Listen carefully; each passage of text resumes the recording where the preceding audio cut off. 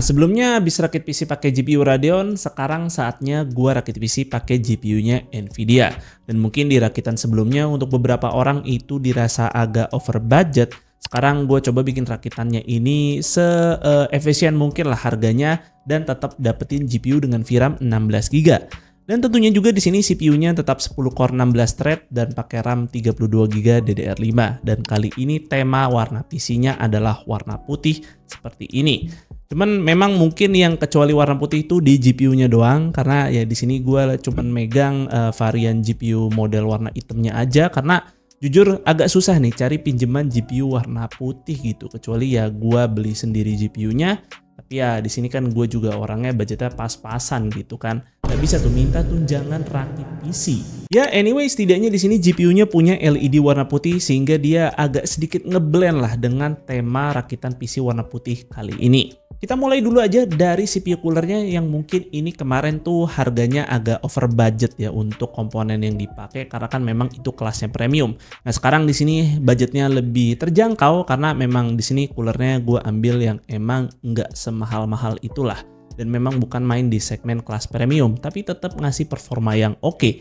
Ini dia adalah Fpmax Oasis L240. Fpmax sendiri udah beberapa kali sih gue bahas komponen-komponennya, dan mereka tuh bisa kasih price to quality yang sangat baik nih untuk produk-produknya. Dan mereka memang fokus bermain di segmen komponen entry level terjangkau, tapi bukan yang asal jual murah aja. Nah, Fpmax itu merupakan brand asal China dan di Indonesia itu didistribusi resmi oleh PT Enlight.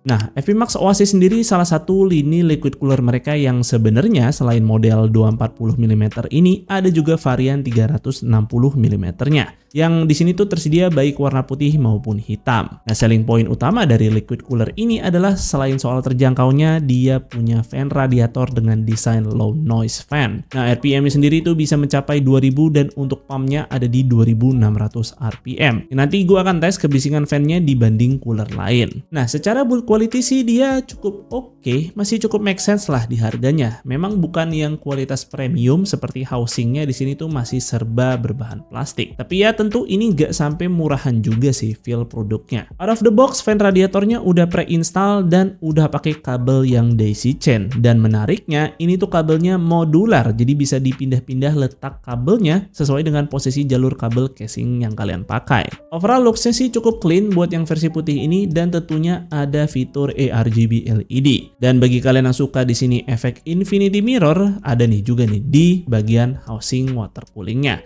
Yang di sini tuh ada logo tulisan Fpmax-nya. Jujur buat selera gue pribadi sih, adanya infinity mirror di bagian water block itu agak kurang selera aja sih. Tapi buat kalian yang senang dan suka-suka aja dengan estetika seperti ini, itu fine-fine aja. Dan anyway, orientasi si water block ini tuh bisa diatur full 360 derajat sesuai dengan posisi kalian tuh saat mounting coolernya. Oke, untuk proses instalasinya juga cukup mudah nih. Di sini gue contohin aja pakai mounting Intel LGA 1700 yang seperti biasa kita tinggal aja pasang bracket Intelnya ke belakang motherboard. Dan ini tuh mounting socket LGA-nya juga udah kepasang langsung ke water block-nya. Jadi kita langsung aja apply thermal paste dan tinggal mounting aja water block-nya ke motherboard. Nah, lalu untuk step berikutnya adalah tinggal mounting radiatornya ke casing sesuai posisi yang kalian suka. Kalau gue sih seperti biasa mountingnya itu di top panel casing. Nah, buat casing sekali lagi di sini gue pakai Fpmax Diamond Z8 yang sebelumnya juga model casing ini sempat gue pakai buat rakitan PC dengan RTX 5060.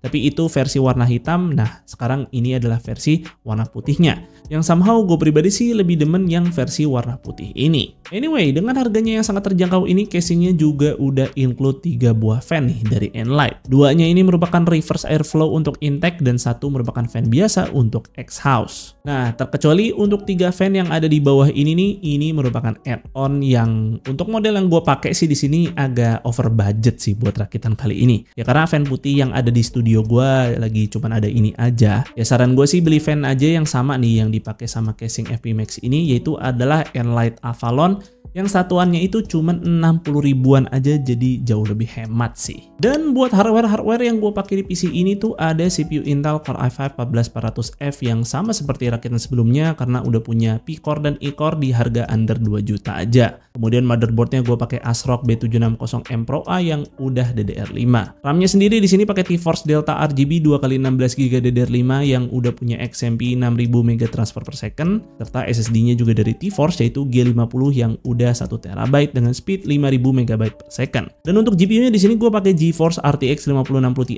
16GB dari Galax yang merupakan salah satu model GPU 5060 Ti paling terjangkau di pasaran. Dan di sini juga udah ada LED-nya, cuman ini fix LED jadi dia cuma bisa menampilkan warna putih saja. Lalu buat power supply biar sama-sama nih pakai Galax juga yaitu adalah GL650S yang di sini udah cukup banget sih buat menyuplai daya si 5060 Ti.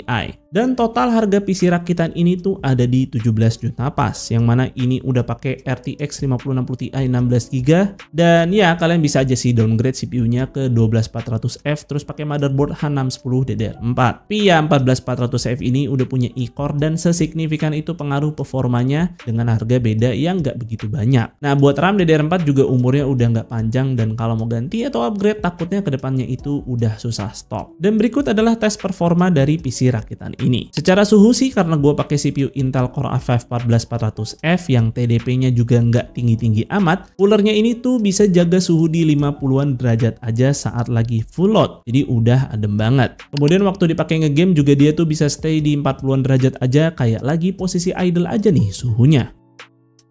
Terus untuk noise dari fan-nya sendiri jika dikomparasi dengan cooler lainnya yang mana di sini punya FP Max tuh bisa dijaga noise-nya di bawah 50 decibel saat lagi full speed fan-nya nih. Nah, dengan catatan di sini ruangan gue tuh bukan yang super kedap-kedap banget. Di sini tuh ada AC jadi bisa aja suara AC-nya nih sedikit bocor ke mic. Kalau sih ya nggak berisik-berisik amat suaranya. Dan kemudian kalau fan speed-nya di set nih di 50% untuk kedua cooler. Nah, si FP Max ini tuh bisa jaga di bawah 40 decibel. So ini udah lumayan silent buat sebuah cooler yang harganya cuma 800 ribuan aja. Nah, lanjut ke productivity di sini juga udah oke. Dia tuh bisa kasih skor yang cukup tinggi buat Puget Benchmark, Premiere Pro dan DaVinci Resolve. Skor ini bisa kalian bandingkan langsung ke webnya Puget Bench buat yang penasaran. Nah, untuk 3D render baik CPU base maupun GPU base juga udah lumayan oke, apalagi PC-nya juga udah support CUDA. Nah, untuk AI di LM Studio kalau pakai CPU sih bisa menghasilkan 10,5 token per second dan untuk GPU dia tuh ada di 68 token per second. Dan karena kita pakai GPU dengan VRAM 16GB maka kita bisa kasih makan model AI yang lebih besar. Dan kemudian untuk gaming di 2K plus ray tracing di sini juga udah lancar banget. Dan gua ini tesnya tuh tanpa bantuan frame gen sama sekali dan FPS-nya di sini udah dapet smooth banget.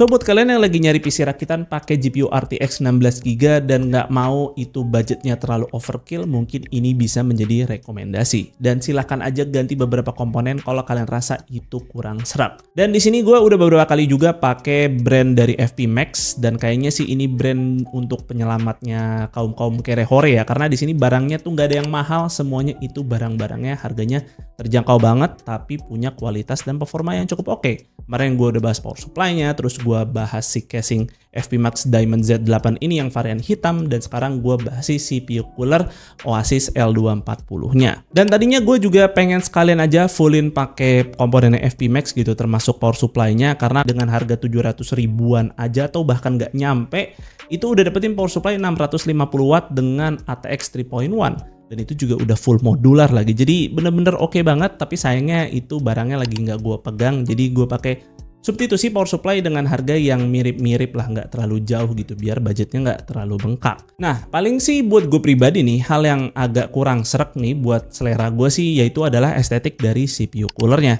Dimana di sini untuk Infinity Mirror di water block itu gue rasa sih agak kurang pas aja gitu buat selera gue pribadi sih.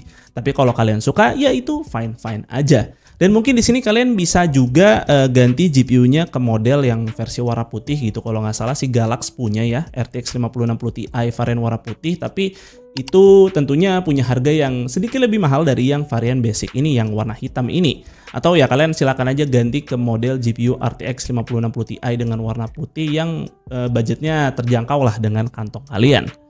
Dan mungkin sih segitu aja untuk videonya kali ini. Semoga video ini bermanfaat buat kalian. Jika kalian berkenan like dan share video ini, dan jangan lupa subscribe channel Suka IT jika kalian nggak mau ketinggalan kontennya. Dan jangan lupa juga follow Suka IT di Instagram dengan nama @suka_it. Gue Fadil dari Suka IT, pamit undur diri. See you on the next video.